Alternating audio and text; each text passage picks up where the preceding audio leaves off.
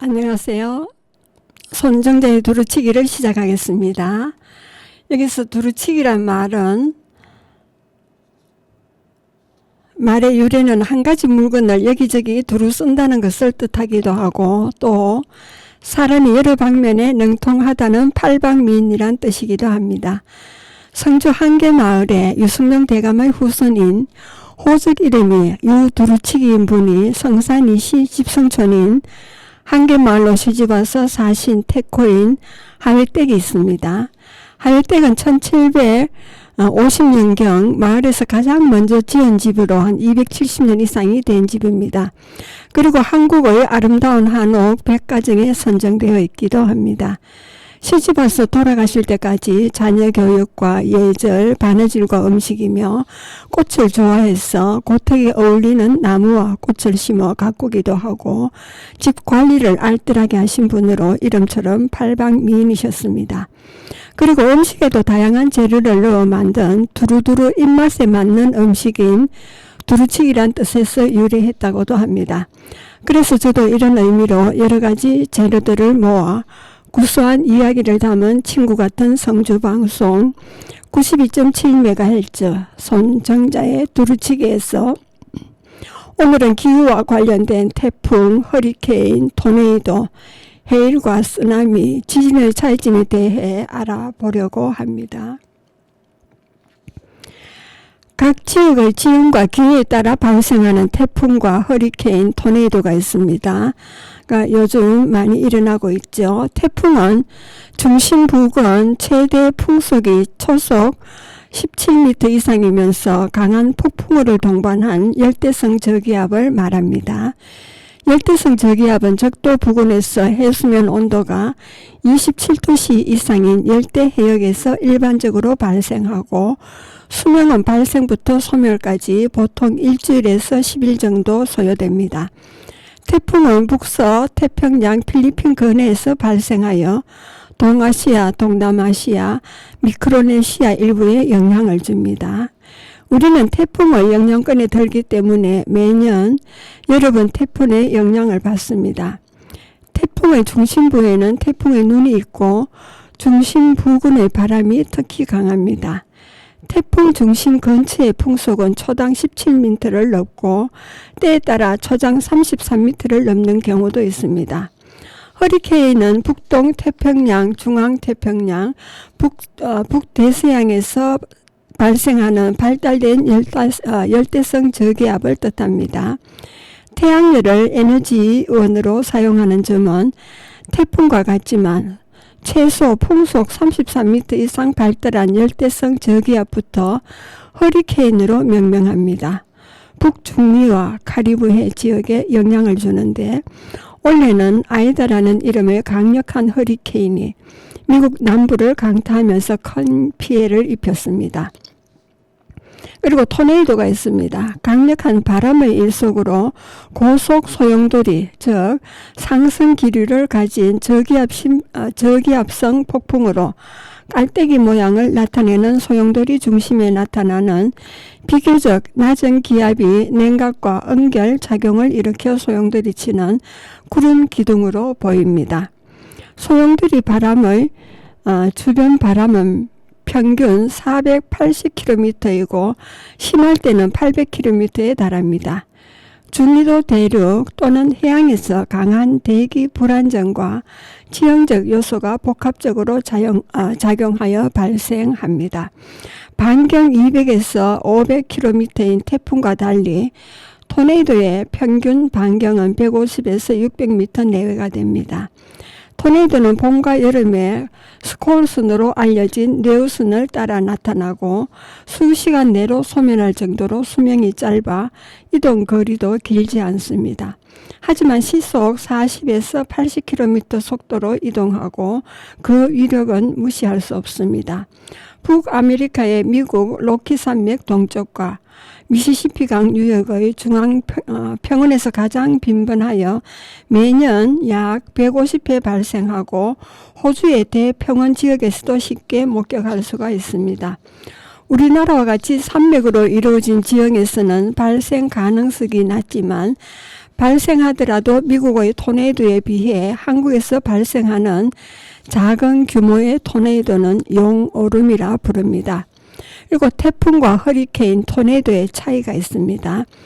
모두 대기 하층의 뜨거운 공기가 상승하면서 발생하는 소용돌이라는 점이 유사한 기상현상입니다.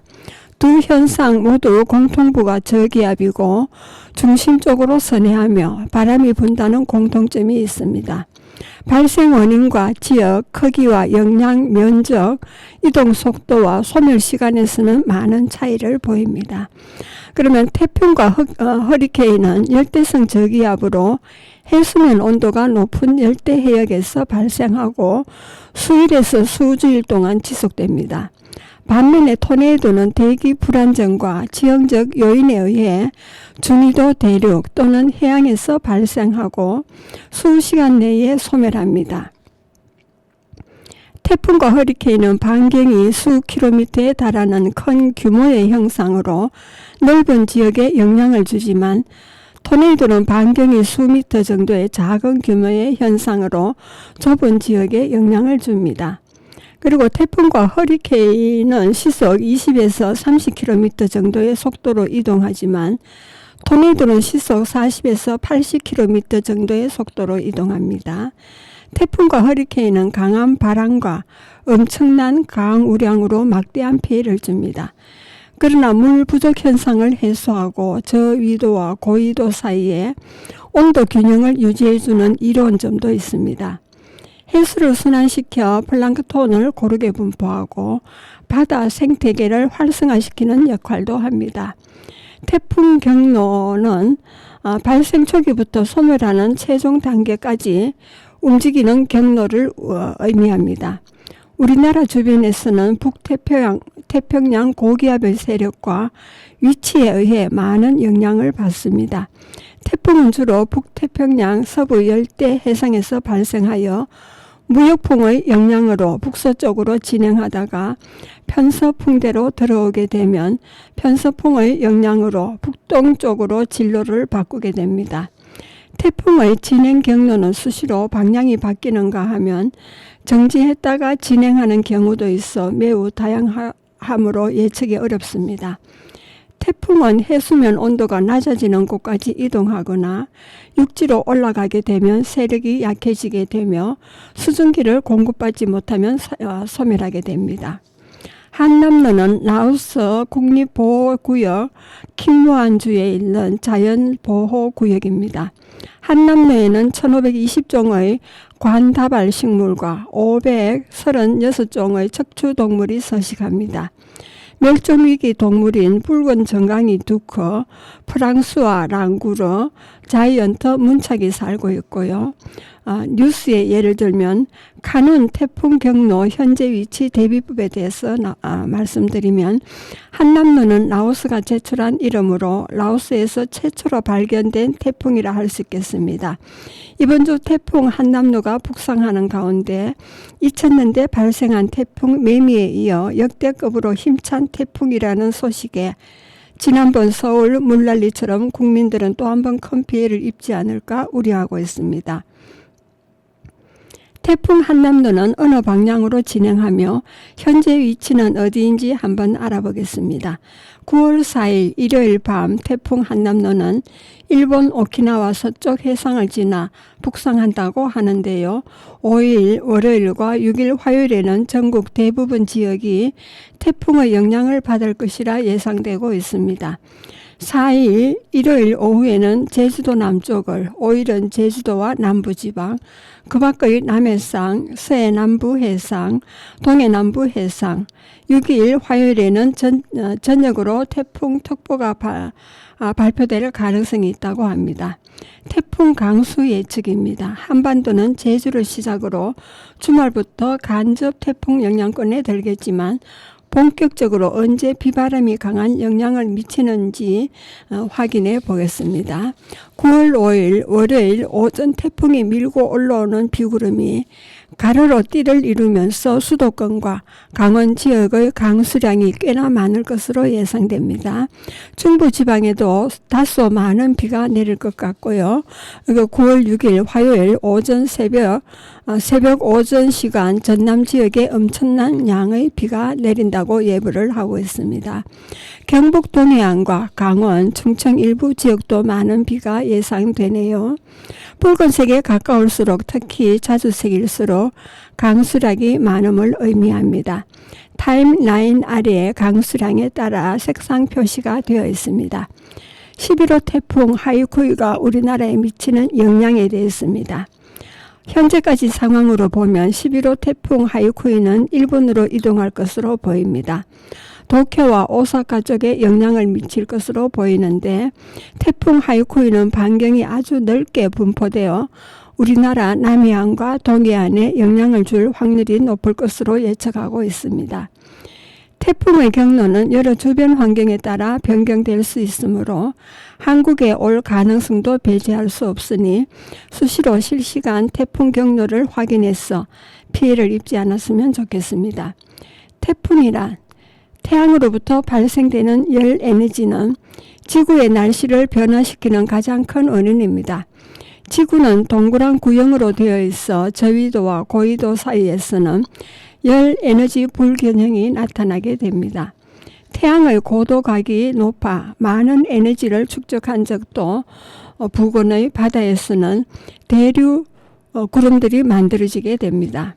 가끔 이와 비슷한 대규모 구름이 모여서 거대한 저기압 시스템으로 발달하게 되는데 이를 태풍이라 부릅니다. 태풍은 바다로부터 정발한 수증기를 공급받아 강도를 유지하며 높은 고緯도로 이동하게 됩니다. 비슷한 과정을 통하여 태풍은 지구 남북 간의 에너지 불균형을 해소하는 역할을 하고 있습니다. 태풍 이름은 태풍위원회 WMO 각 회원국이 제출한 이름을 토대로 생성됩니다. 태풍 이름 정하는 방법은 국제적으로 협의된 규정에 따라 결정됩니다. 특성과 빠른 구별을 위해 필요한데 이를 통해 정보 전달의 명확성 및 빠르게 대응하는 데 도움이 됩니다. 태풍 이름을 어떻게 정할까요? 과거에는 태풍 이름을 태풍이 일주일 이상 지속될 수 있으므로 같은 지역에 여러 개의 태풍이 있을 수 있습니다. 발표되는 태풍 예보가 헷갈리지 않도록 태풍 이름을 붙이게 되었습니다. 태풍에 가장 처음으로 이름이 생겼던 것은 호주의 예보관들이었습니다. 호주 예보관들은 본인들이 싫은 정치가의 이름을 붙였다고 합니다. 그리고 제2차 세계대전 이후 미국 공군과 해군에서 공식적으로 이름을 붙이기 시작했습니다. 이때 예보관들은 본인의 아내나 사랑하는 애인의 이름을 사용했다고 합니다. 이런 전통으로 1978년까지는 태풍 이름이 여성이었습니다. 그리고 1997년까지 괌에 있는 미국 해군 공군 합동태풍 경보센터에서 남녀 영문 이름을 지어놓은 것을 사용했습니다. 현재는 세계 기상기구 WMO에서 태풍의 영향을 받는 14개국의 한국, 북한, 미국, 중국, 일본, 캄보디아, 홍콩, 필리핀, 태국, 말레이시아, 베트남, 라오스, 마카오, 미크로네시아에서 10개씩 제출한 140개의 이름을 28개씩 5개로 나누어 국가명 알파벳 순서에 따라 차례대로 붙이고 있습니다. 140개를 다 사용한 후에는 다시 1번부터 시작한다고 합니다. 1997년 홍콩에서 열린 제30차 태풍위원회에서 회원국인 미국과 아시아 각국 언어로 바꾸기로 결정한 후 2000년부터 지금의 방식으로 사용하고 있습니다. 우리나라가 제안한 이름은 개미, 제비, 나리, 너구리, 장미, 고니, 수달, 메기, 노루, 나비 등 10개와 북한이 제안한 이름은 기러기, 소나무, 버들, 도라지, 갈매기, 봉선화, 매미, 민들레, 메아리, 날개 10개를 합해 한글 태풍 이름은 모두 20개가 됩니다. 예, 여러분은 지금 성주 FM 92.7MHz 손정자의 두루치기를 듣고 계십니다. 예, 잠시 쉬었다 가겠습니다. 예, 음악을 듣겠습니다. 이클립스의 소나기가 되겠습니다.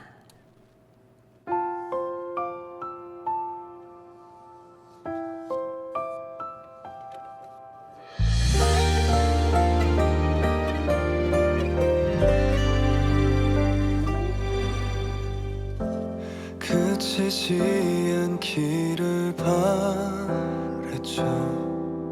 처음 그대 내게로 오던 그날에 잠시 동안 적시는 그런 비가 아니길 간절히 난 바래왔었죠. 그대도 내 맘 아나요? 매일 그대만 그려왔던 나를 오늘도 내 맘에 스며들죠. 그대는 선물입니다. 하늘이 내려준 홀로선 세상 속에 그댈 지켜줄게요. 어느 날 문득 소나기처럼 내린 그대지만 오늘도 불러봅니다. 내겐 소중한 사람.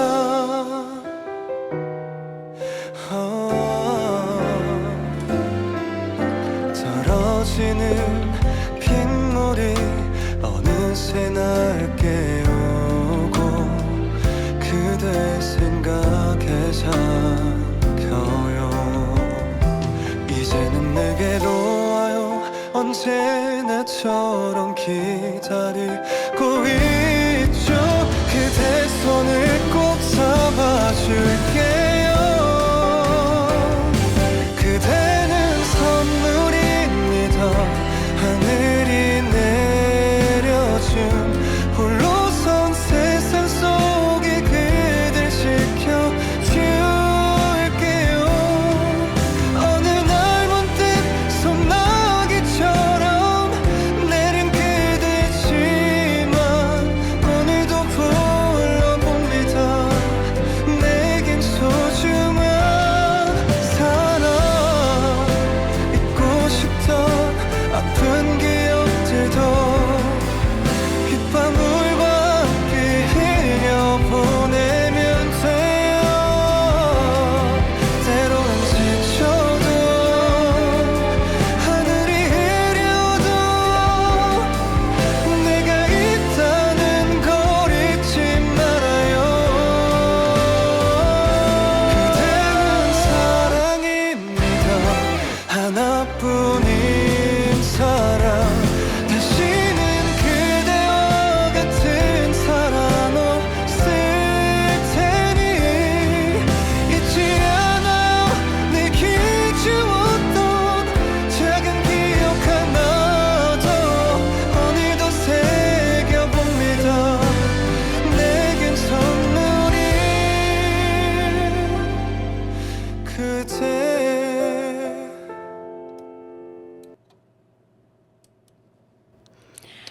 예, 계속하겠습니다.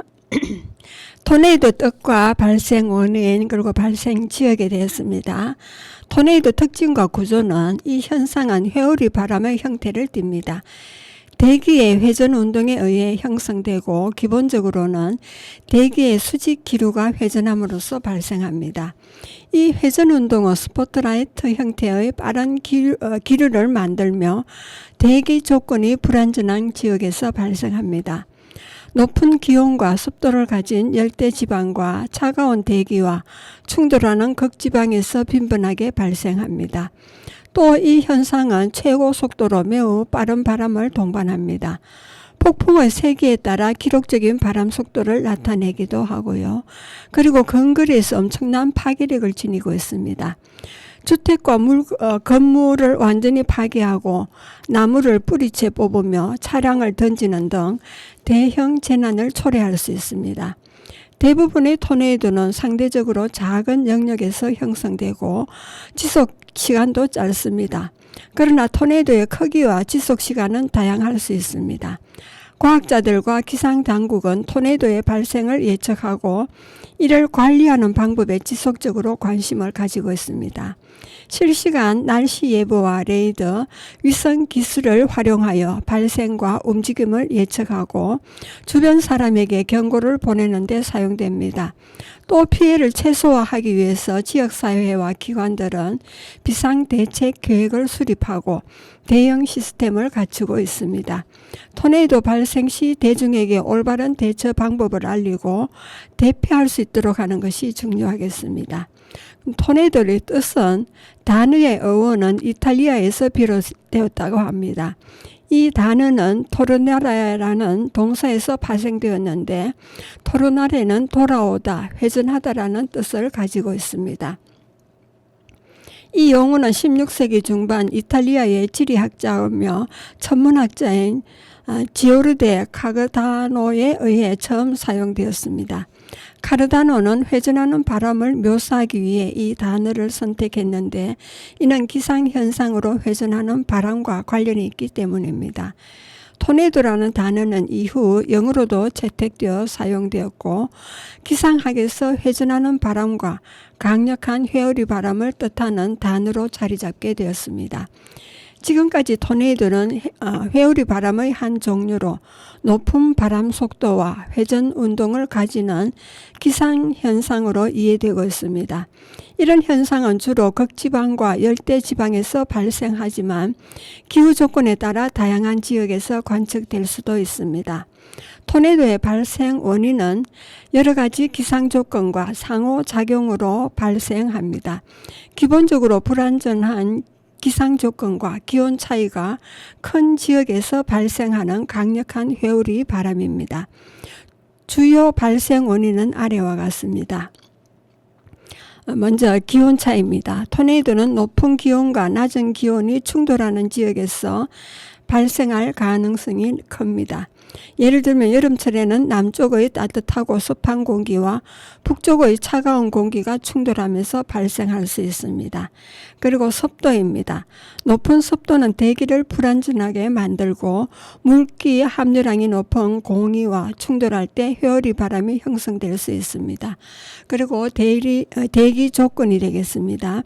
상층 대기와 하층 대기의 차이나 상층 기류와 하층 기류의 상호작용 등 대기 조건의 불안정성이 토네이도의 발생에 영향을 미친답니다. 그리고 지형을 봤을 때 지형적 요소도 토네이도의 발생에 영향을 미친답니다. 산맥이나 계곡, 바다와 땅과 같이 지형의 변화로 인해 대기의 유동성이 증가하면서 발생할 수 있습니다. 그리고 대기 압력입니다.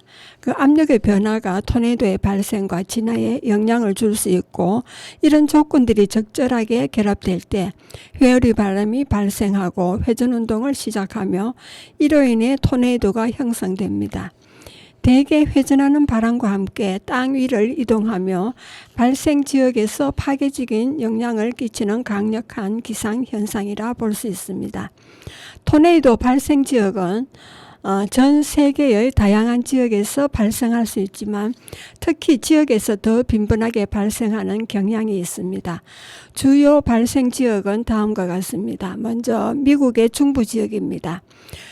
미국은 토네이도가 가장 빈번하게 발생하는 국가 중에 하나죠. 특히 토네이도 벨트라고 불리는 미국 중부 지역에서는 봄과 초여름에 많이 발생합니다. 이 지역은 기온 차이와 습도 차이로 인해 불안정한 기상 조건이 형성되기 때문입니다. 오래전 미국 네브라스카주 간 적이 있었는데 토네이도가 지나간 뒤였습니다. 수십 년 된 아름드리 나무가 뿌리채 뽑혀서 뒹굴고 있는 것을 보면서 한국에서 뉴스로만 보던 것을 직접 보며 그 위력을 실감하기도 했습니다. 그리고 방글라데시입니다. 아시아에서 토네이도가 가장 빈번하게 발생하는 지역 중 하나죠. 인도와 만나는 만의 영향으로 열대기후 조건이 주로 형성되고 여름철에 특히 발생할 가능성이 높습니다. 그리고 중국의 남동부 지역입니다. 중국의 일부 지역도 토네이도가 발생하기 쉬운 지역으로 알려져 있습니다. 중국의 동남부 지역과 푸젠주에서 봄과 여름에 발생하는 경우가 있습니다. 그리고 캐나다입니다. 미국과 마찬가지로 토네이도가 발생하는 지역으로 알려져 있습니다. 온타리오주와 엘버타주에서 발생할 수 있습니다. 그리고 호주입니다. 토네이도가 발생하는 지역 중 하나고요. 호주의 중앙 지역과 북부 지역에서 자주 발생합니다. 이 밖에도 인도, 필리핀, 남아프리카 공화국, 아르헨티나도 토네이도가 발생하는 지역으로 알려져 있습니다. 지역적인 기상 조건과 지리적인 요소에 따라 발생할 가능성이 높아지고 이런 지역에서는 대비와 경보 체계가 중요하게 여겨집니다. 토네이도 예방법입니다. 자연재해로 인해 완전히 예방하기는 어렵습니다. 그러나 발생할 가능성이 높은 지역에서는 대비와 안전조치를 취하여 피해를 최소화할 수 있습니다. 예방과 안전을 위한 몇 가지 방법은 다음과 같습니다. 먼저 기상예보를 확인하는 것입니다. 기상청의 토네이도 예보와 경보를 주시하고 발생할 가능성이 높은 날에는 신속하게 대응할 수 있도록 준비해야 됩니다. 그리고 대피 계획 수립입니다. 토네이도가 발생할 경우 대피할 위치와 경로를 미리 계획해 두어야 합니다. 가까운 대피소나 안전한 지하실, 비행기지 등 안전한 장소를 파악하고 가족들과 대피 계획을 공유하는 것이 중요합니다. 대피 키트 준비입니다. 토네이도 발생 시 필요한 응급 상황 용품을 담은 대피 키트를 준비해 두는 것이 좋습니다. 식수와 식량, 의약품, 응급조치 도구를 포함해 준비해야 합니다. 그리고 지진 대비를 통한 대비입니다. 지진 대비와 토네이도 대비 준비 방법은 유사합니다. 건물 내부에서 안전한 곳으로 대피하거나 침대와 가구를 이용하여 몸을 보호하는 드롭, 커브, 홀드 기법을 적용할 수 있습니다. 그리고 기상정보 앱 사용입니다. 휴대폰에 기상정보 앱을 설치하여 경보와 주의사항을 받아볼 수 있도록 하여 빠른 대응이 가능하도록 해야 합니다. 그리고 기상정보의 경보에 따른 행동입니다. 토네이도 경보가 발령된 경우 반드시 경보에 따른 행동을 취해야 합니다. 지정된 대피소로 이동하거나 안전한 지하실로 대피해야 합니다. 그리고 지역사회의 대피계획 참여입니다. 지역사회에서 개최하는 대피훈련과 연습에 참여하여 대처 방법을 익히고 지역사회의 안전을 도울 수 있습니다. 이 현상은 갑작스럽게 발생할 수 있으므로 발생 지역과 크기에 따라 파괴력이 큽니다. 따라서 예방과 대비가 중요하고 주의사항을 엄격히 준수하는 것이 토네이도로부터 안전을 도모할 수 있는 방법입니다. 그리고 허리케인과 토네이도, 해일과 쓰나미의 차이점입니다. 지구의 이상기후 현상으로 전 세계 곳곳에서 홍수, 가뭄, 토네이도 등 시기와 정도를 넘어서는 날씨로 인해 인간의 삶이 위협받고 있죠. 특히 미국에서 자주 발생하는 허리케인과 토네이도는 그 용어가 비슷하기는 하지만 원인과 현상은 차이가 있습니다. 또 재난 시 자주 등장하는 쓰나미와 해일도 정확한 구분이 필요한데 이 네 가지 용어의 차이점과 정확한 의미에 대해서 알아보겠습니다. 허리케인, 토네이도는 강력한 바람이 회전하면서 발생하는 현상으로 모습은 동일하지만 발생 위치나 규모, 영향에는 차이가 있습니다. 발생 원인과 주요 발생 위치를 보면 허리케인은 열대성 저기압이 해양에서 발달하여 회전하면서 발생하는 태풍의 일종으로 저기압 가운데 최대 풍속이 64 노트 이상인 것을 허리케인이라 정의하고 주로 북동 태평양, 중태평양, 북대서양에서 발생합니다. 그리고 토네이도는 상층부 대기에서 차갑고 건조한 공기가 머무르는 상황에서 지상에서 뜨거운 공기가 급격히 상승하면서 대기가 불안하여 발생하며 주로 내륙에서 발생합니다. 일반적으로 미국 중부와 남부, 중서부에서 많이 발생하는 것으로 알려져 있지만 캐나다 남부와 멕시코 북부, 호주, 북유럽을 제외한 전 세계 곳곳에서 종종 발생합니다. 그리고 규모와 특징을 봤을 때 허리케인은 태풍이 예보되면 우리는 집안 단속을 한 후 집에서 나오지 않는 것이 안전한 데 비해 허리케인은 집 자체를 삼켜버리기 때문에 집을 떠나 피난을 가야 합니다. 카테고리 4개 이상의 허리케인은 철근 콘크리트 건물도 간단하게 파괴할 수 있기 때문에 이는 규모 8 이상의 지진과도 맞먹는 위력입니다. 태풍과 비교하자면 태풍은 넓은 지역에 많은 비와 강한 바람을 동반하는 반면 허리케인은 태풍보다는 좁은 범위에 강한 피해를 주는데 그 위력으로 따지면 태풍의 4배 이상이 됩니다. 하지만 토네이도와 비교하면 좀 더 광범위한 영향을 미칩니다. 그리고 토네이도입니다. 거대한 소나기 구름을 동반한 저기압 상태에서 발생하고 구름 속에서 회전하는 상승 기류가 찬 공기의 하강 기류를 만나 수직으로 기울어지면서 지면에 닿게 되어 발생합니다. 따라서 토네이도는 강한 바람과 함께 폭우와 우박이 내리기도 합니다. 허리케인보다 영향을 미치는 범위와 유지 시간은 적지만 그 위력의 단계에 따라 EF5 후지타 스케일 등급에 따라 가장 높은 강도에 이르는 토네이도는 건물의 바닥재만 남기고 모두 쓸어가고 지하실에 대피하고 있다 해도 그 안전을 보장할 수 없을 정도로 강력합니다. 그러니까 발생 시기를 보면 허리케인은 일반적으로 여름과 가을에 발생하고 발생 전 며칠에서 몇 주간 예측이 가능해 미리 대비가 가능합니다. 토네이도는 1년 내내 발생할 수 있으나 미국의 경우 봄, 여름에만 발생할 확률이 더 높습니다.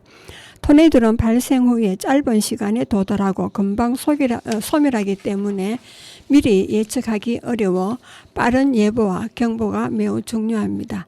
그리고 지구온난화의 영향입니다. 허리케인의 경우에는 열대성 저기압으로 인해 주로 해안에서 나타나는데 지구온난화로 바다 수온이 지속적으로 높아지는 것은 허리케인 발생 빈도와 강도를 높이는 주요 요인으로 꼽힙니다. 그리고 토네이도 역시 지구온난화로 인해 더 강력해지고 있는데 그 이유는 토네이도를 형성하는 핵심 요소인 대기 중 수분이 지구온난화로 점점 증가하고 있습니다. 이는 토네이도가 발생할 수 있는 열대성 저기압의 활성화를 더욱 촉진하는 원인이 됩니다. 또 대기 중 수증 기량이 증가하면 토네이도의 위력도 더욱 강해집니다. 그리고 해일과 쓰나미가 있습니다. 모두 큰 파도를 동반한 바닷물이 육지를 덮치는 현상이지만 엄격히 말하면 쓰나미는 여러 해일의 원인 중 하나에 속합니다. 해일과 쓰나미를 정확히 구분하는 방법은 아래와 같습니다. 발생 원인에서 해일은 바닷물이 육지로 넘치는 재해를 통틀어 칭하는 용어입니다. 그리고 태풍으로 인해 폭풍 해일, 지진으로 인한 지진 해일, 즉 쓰나미죠. 화산으로 인한 화산 해일, 조수 간만의 차로 생기는 조석 해일로 나눌 수 있습니다.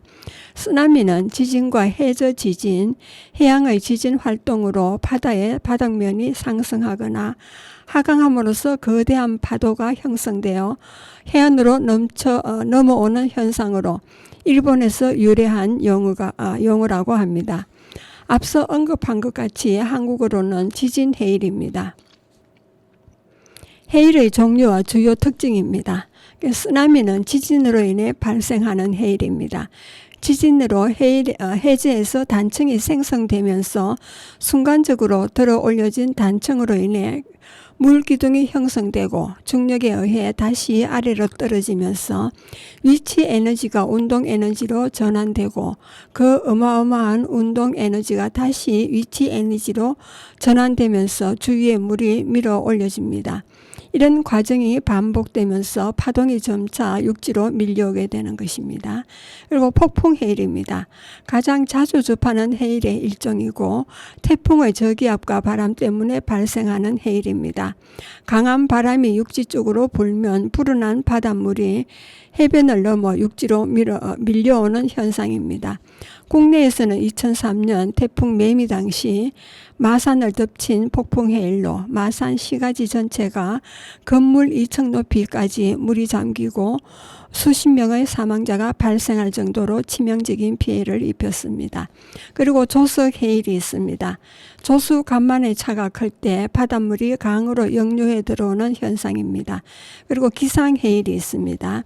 보통 봄철에 빠른 속도로 이동하는 저기압에 의한 해상의 파동이 갯바위나 방파제에 돌발적으로 정폭되는 현상입니다. 그리고 지구온난화와 쓰나미가 되겠습니다.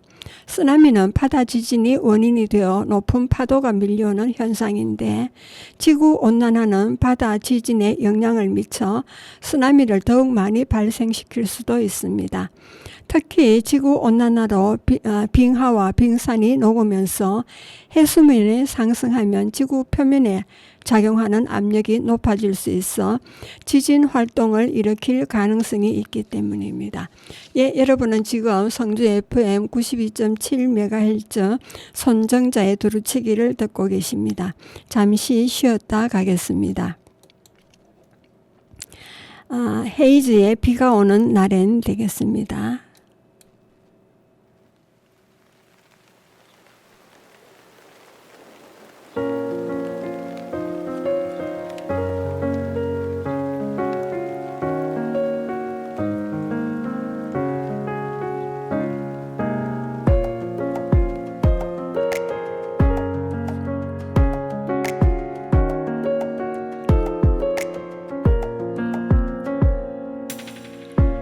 세상이 어두워지고 조용히 비가 내리면 여전히 그대로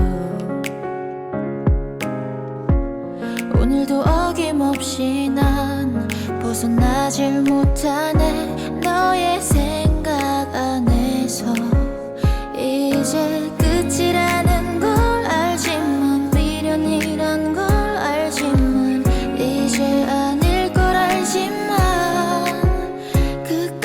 자존심에 널 잡지 못했던 내가 조금 아쉬울 뿐이니까 비가 오는 날은 나를 찾아와 밤을 새워 괴롭히다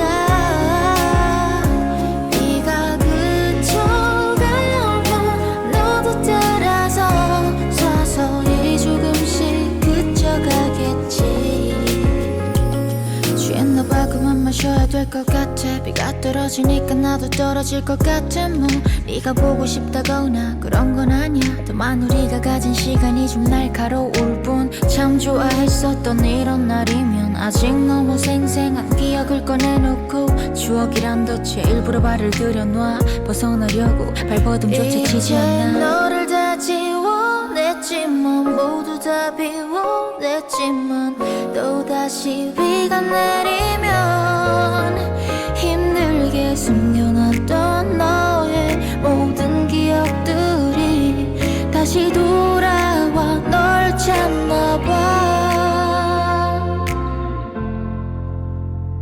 비가 오는 날에 나를 찾아와 밤을 새워 괴롭히다 비가 그쳐가면 너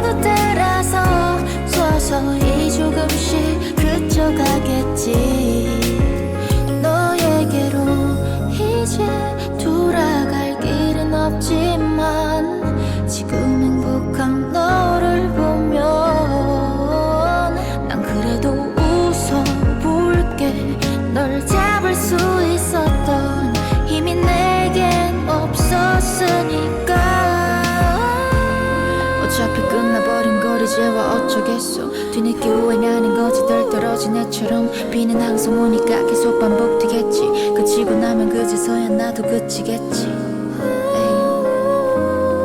비는 항상 오니까 계속 반복되겠지 그치고 나면 그제서야 나도 그치겠지. 예, 계속하겠습니다. 해일과 쓰나미가 일어나는 원인입니다. 지진과 화산 폭발, 해저 지형의 변동과 같은 지진 관련 현상으로 일어납니다. 다른 원인은 해저 지진이나 화산 폭발에 따른 지반 변동이나 인공적인 요소로도 발생하기도 합니다. 특성은 주로 길이가 길고 파장이 큰 파동으로 일어나지만 높이는 크지 않습니다. 특정 지역에 집중되어 발생하고 파동은 수십 분에서 수시간 계속되기도 합니다. 쓰나미가 일어나는 원인은 해일의 일종으로 지진, 해저 지진, 해저 화산 폭발, 대형 해수 파동에 의해서 바다의 물이 갑자기 움직이면 발생하는 큰 물결을 말하는 것으로 가장 흔한 원인은 지진입니다. 그 특성은 해수면을 급격하게 움직이는 물의 진동으로 발생합니다. 굉장히 긴 파장과 큰 높이를 가지며 해안에 도달할 때까지 몇 시간에서 수시간이 걸리기도 합니다. 파동은 주로 깊은 바다에서는 높이가 작지만 해안으로 접근할수록 높아질 수 있습니다. 쓰나미 경보 발령 시 행동 요령입니다. 육지의 경우입니다. 고지나 대피소로 피난하는데 그리고 바다의 경우는 최대한 빠르게 육지에서 먼 바다로 이동할 것입니다. 그리고 일본 쓰나미 사례는 2000년 이후에 2011년 도호쿠 지방 태평양 해역 지진입니다. 최대 118m 발생했고 2012년 산리쿠 해역 지진입니다. 98cm 발생했고 2016년에는 후쿠시마 지진으로 1.4m였습니다. 2019년에는 야마가타 지진으로 10cm, 2021년 통가해저 화산 폭발로 120cm, 그리고 2022년도에는 후쿠시마 지진으로 30cm, 그리고 2024년에는 이시카와현 노토 지방 지진으로 5m였습니다. 일본 사례를 알아보았지만 우리나라는 안전한 지역일까요? 전문가들은 우리나라도 절대로 안전한 지대가 아니라고 말하고 있습니다. 해안지대가 아니라고 안심하지 말고 어떠한 경우라도 안전할 수 있도록 미리 정보를 알고 있어야겠습니다. 그리고 지진과 해일입니다. 지진은 지구 내부의 지각판 이동으로 발생하는 에너지가 지표면으로 전달되면서 흔들림이 발생하면서 일어나는 진동 현상입니다. 지진은 지각판 경계에서 주로 발생하고 강도에 따라 다양한 피해를 초래할 수 있습니다. 해일은 해양에서 발생하는 거대한 파도로 주로 해저 지진, 화산 폭발 또는 산사태로 인해 발생합니다. 해일은 보통 파장이 매우 길고 바다 깊은 곳에서 발생해 해안에 다다를 때까지 더 커지며 강력한 파도를 형성합니다. 그리고 해일과 지진의 밀접한 상관관계에 대해서입니다. 해일의 주요 원인이 해저에서 발생하는 강력한 지진이라 해저 지진이라고도 합니다. 지각판의 충돌입니다. 해저 지각판들이 서로 충돌하거나 한쪽이 다른 쪽 아래로 밀려 들어가는 경우 강력한 지진이 발생할 수 있습니다. 이 과정에서 지각판의 이동으로 바다 밑바닥이 갑자기 융기하거나 가라앉게 됩니다. 수면의 변동입니다. 해저 지진으로 바다 밑바닥이 변형되면 그 위에 있는 물이 갑자기 이동하므로 해수면이 크게 변동하면서 거대한 파도가 형성됩니다. 그리고 해일의 발생입니다. 지진으로 형성된 파도는 빠른 속도로 사방으로 퍼져나가며 해안에 도달하면서 높이가 급격히 상승하게 됩니다. 이 파도가 해안에 닿을 때 해일이 발생하며 강력한 파도는 해안 지역에 막대한 피해를 줄 수 있습니다. 해일과 지진의 유명 사례를 들면 2004년도 12월 인도양 지진 해일로 인도네시아 수마트라 섬 서쪽 해역에서 발생한 규모 9.1에서 9.3의 지진은 엄청난 해일을 일으켰습니다. 인도양 주변 국가들에 많은 피해를 입혔고 약 23만 명의 사망자를 발생시켰습니다. 2011년 3월 11일 일본 도호쿠 대지진입니다. 지역 앞바다에서 발생한 규모 9.0의 지진은 대규모 해일을 일으켜 후쿠시마 원전 사고 등 심각한 후속 재난을 초래했습니다. 또 많은 인명과 재산 피해를 낳았으며 일본 역사상 최악의 자연재해 중 하나로 기록되었습니다. 그리고 1960년 5월 22일 칠레 대지진이 되겠습니다. 발디비아 지역에서 발생한 규모 9.5의 지진은 역사상 가장 강력한 지진으로 기록되어 있습니다. 이 지진으로 발생한 해일은 태평양을 건너 하와이, 일본, 필리핀에까지 영향을 미쳤고 수천 명의 목숨을 앗아갔습니다. 해일 대비와 안전 대책입니다. 해일은 예측이 어려운 자연재해지만 지진이 발생했을 때 신속한 대응을 통해 피해를 최소화할 수 있습니다. 그리고 조기경보 시스템이 되겠습니다. 해일 위험 지역에서는 조기경보 시스템을 통해 해일 발생 가능성을 빠르게 알리는 것이 중요합니다. 이 시스템은 지진 발생 후 해일 경보를 신속히 발령하여 사람들이 안전한 지역으로 대피할 시간을 제공합니다. 그리고 해안 지역 대피 계획입니다. 해안 지역에 거주하는 사람들은 해일 대피 계획을 세워두어야 합니다. 대피 경로를 숙지하고 해일 경보가 발령되면 적시 높은 지대로 이동하는 것이 중요합니다. 그리고 지진 발생 시 행동 요령입니다. 해저 지진이 발생했을 때 해일이 올 가능성을 염두에 두고 신속하게 대처해야 합니다. 지진 후 해안선이 갑자기 후퇴하거나 바닷물이 갑작스럽게 빠져나가는 현상이 보이면 적시 높은 곳으로 대피해야 합니다. 그리고 해일 훈련입니다. 정기적인 해일 대피 훈련을 통해 위기 상황에서 어떻게 행동해야 하는지 미리 연습해 두는 것이 필요하겠습니다. 학교와 직장, 지역사회에서 이러한 훈련을 실시해 실제 상황에서의 대응 능력을 높일 수 있습니다.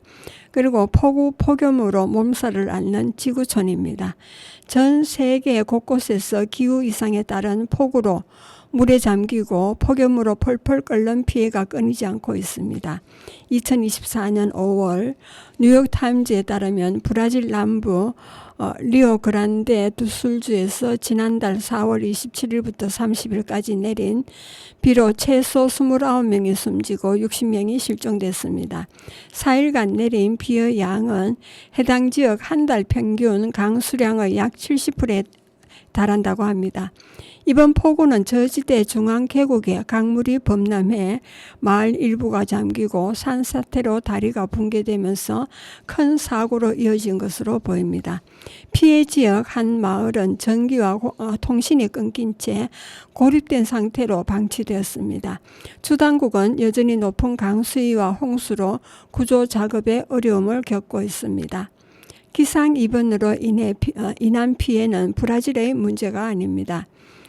지난 2일 AP통신에 따르면 미국 텍사스주 휴스턴시 일부 지역에는 폭우와 홍수로 전면 휴교령과 함께 주민 대피령이 내려졌습니다. 아프리카 케냐 정부는 지난 3월 이후 수해로 인한 사망자를 181명으로 발표했습니다. 지난달 4월 16일에는 아랍에미리트에 기록적인 폭우가 내리면서 전국에 휴교령이 내려지기도 했습니다. 이날 아랍에미리트 일부 내륙 지역에는 약 24시간 동안 80mm의 비가 내렸습니다. 이는 사막 지역인 아랍에미리트 평균 강수량인 100mm의 근접한 양입니다. 이번 폭우로 두바이 중심 쇼핑센터에서 침수 피해가 발생했지요. 두바이 공항은 이날 25분간 운영을 중단하고 50편 이상의 항공편을 취소했습니다. 이번 폭우는 아랍에미리트를 거쳐 오만, 바레인, 카타르 등 중동 국가들의 치명적인 수해를 입혔습니다. 파키스탄에 지난달 금년 4월 이례적인 폭우가 내려 140명이 사망했다고 전했습니다. 5월 4일 AFP 통신에 따르면 파키스탄 기상청은 3일 발표한 월간 기후 보고서를 통해 파키스탄이 비가 내렸다고 밝혔습니다. 올해 4월 강우량은 59.3mm로 기상청은 평년 평균 22.5mm를 지나치게 웃돈 것이라고 설명했습니다. 파키스탄 기상청 대변인은 이번 보고서와 관련해 기후변화는 우리 지역의 불규칙한 기상 패턴에 영향을 미치는 주요 요인이라고 설명했습니다. 반면 동남아시아 지역에는 폭염이 기승을 부리고 있습니다.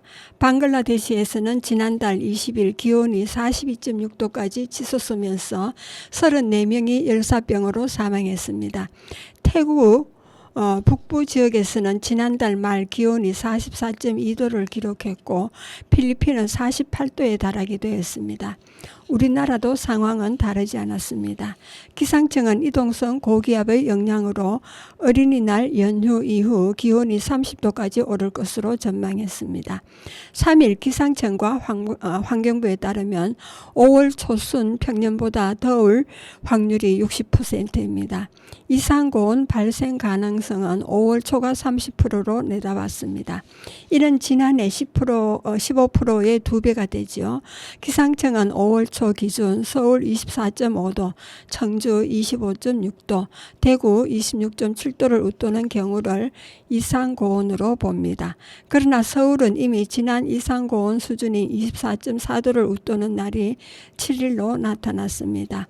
2024년 4월 30일 필리핀, 인도 체감온도가 50도, 폭염이 아프리카에서는 폭우, 홍수가 동남과 서남아시아에서는 체감온도가 50도 육박하는 폭염이 갈수록 기승을 부리고 있습니다.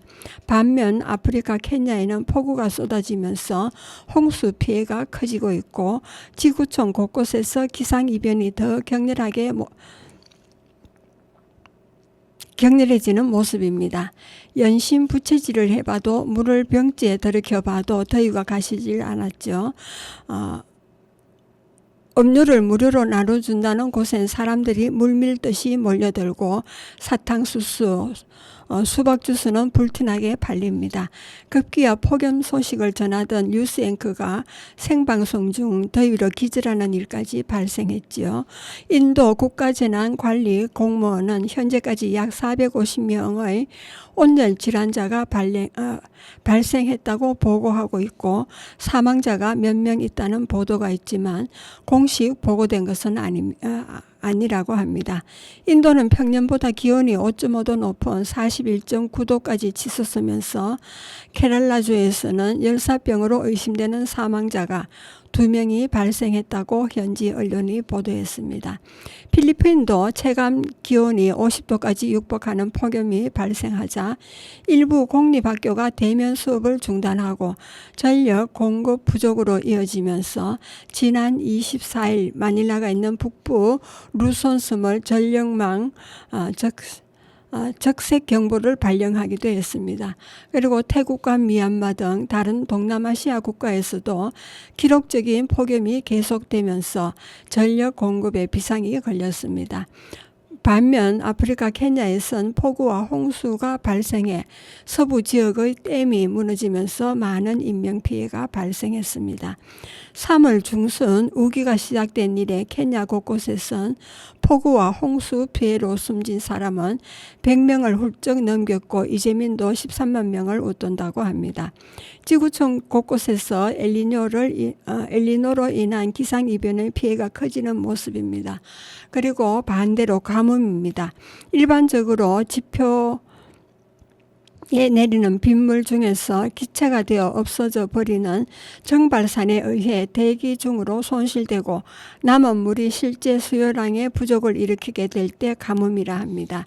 또 장기간에 걸쳐 강수량이 적고 햇볕이 계속 내리쬐어 물의 순환을 중심으로 하는 수문학적으로 물의 균형이 깨떨어져서 물 부족 현상을 일으키는 것을 말하기도 합니다. 이전에는 가뭄의 강도를 비가 계속 오지 않는 날의 길고 짧음으로 판정했으나 최근에는 물 부족량의 정도와 지속 기간 및 가뭄의 영향을 받고 있는 지역의 넓이에 따라 판정합니다. 따라서 강수량과 정발량, 토양 삼투량과 유출량을 토대로 물 균형 계산을 해야 정확한 가뭄의 강도를 판정할 수가 있습니다.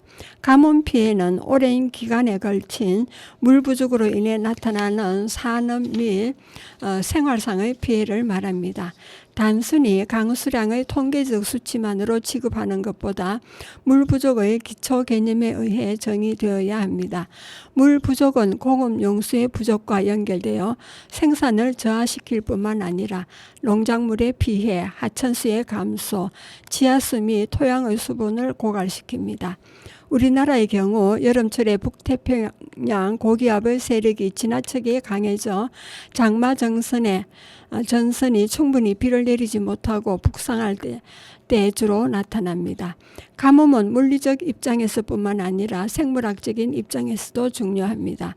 왜냐하면 식물의 종류나 토양 환경에 따라 같은 지상 조건 하에서도 피해 정도가 달리 나타나기 때문입니다. 가뭄에 대한 해석은 학자에 따라 다르고 이용자들의 요구에 따라서도 기상학적 한발, 농업적 한발, 수문학적 한발 등으로 의미를 달리합니다. 지속적이고도 강한 한발은 기상학적 한발로 주로 열대, 아열대의 반건조 지역 주변 지대에서 흔합니다. 1960년대 말부터 시작해서 1970년대 초까지 계속된 아프리카 사헬 지방의 가뭄은 특히 유명하며 지금도 이 지방은 계속되는 가뭄으로 사막화가 진행되고 수많은 아사자와 기근자들이 속출하고 있어 국제적인 관심을 끌고 있습니다. 한국의 경우 전통적으로 농업이 주요 산업이었으므로 강수나 토양 수분이 식물 성장에 필요한 최적의 양을 충족시키지 못할 때 발생하는 농업적 항발이 가장 큰 의미를 지녀왔습니다. 그러나 산업의 발달로 최근에는 겨울철 한발, 즉 대도시의 식수, 공업용수, 발전용수 등 지속적으로 물을 사용하는 부문에서의 용수 부족이 심각한 문제로 대두되고 있습니다.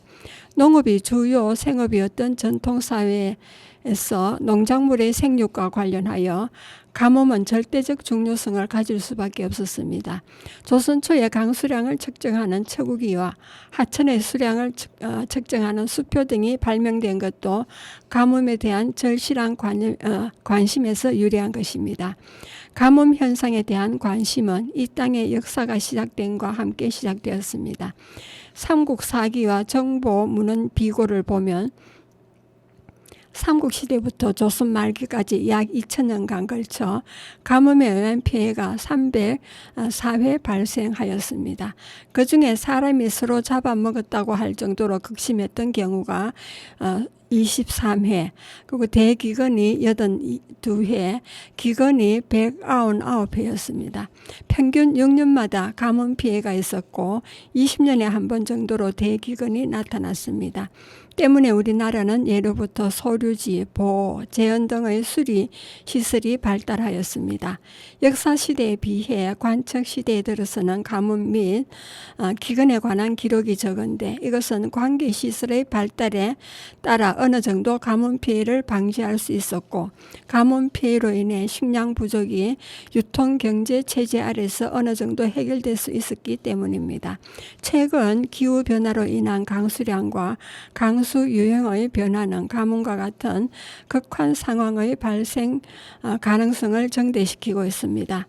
우리나라의 경우는 강수의 계절적 변동이 심해 강수가 내리지 않는 계절에는 심각한 물 부족을 겪기도 합니다. 특히 최근 들어 겨울부터 봄까지 가뭄으로 인한 피해가 발생하고 있고 그 피해도 점차 대형화하고 있습니다. 가뭄은 그 피해를 파악하기가 어려울 뿐만 아니라 극복하기 힘든 자연재해로 사회, 경제 및 환경에 막대한 영향을 미칩니다. 여러분은 지금 성주 FM 92.7MHz에서 선정자의 두루치기를 들었었습니다. 마지막 음악을 듣겠습니다. 혜연이의 새벽비가 되겠습니다.